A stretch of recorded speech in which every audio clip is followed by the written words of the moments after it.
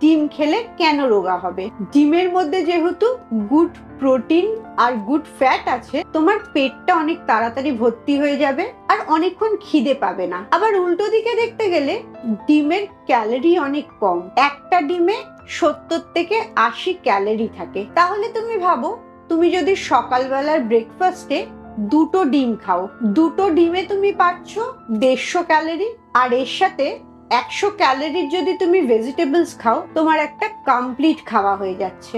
ডিম থেকে তুমি প্রোটিন আর ফ্যাট পাচ্ছ, ভেজিটেবলস থেকে তুমি কার্বোহাইড্রেট, ফাইবার পাচ্ছ। একটা কমপ্লিট হেলদি মিল হলো, এবং তাতে মাত্র 250 ক্যালোরি ঢুকছে। এত কম ক্যালোরির ব্যালেন্সড ফুড খাচ্ছ বলে তোমার খিদেটা কম পাচ্ছে, ক্যালোরি ইনটেকটা অনেক কম হচ্ছে। অ্যাজ এ রেজাল্ট তুমি অনেক ভালো রোগা হতে পারছো, তোমার চর্বি খুব ভালো কমছে।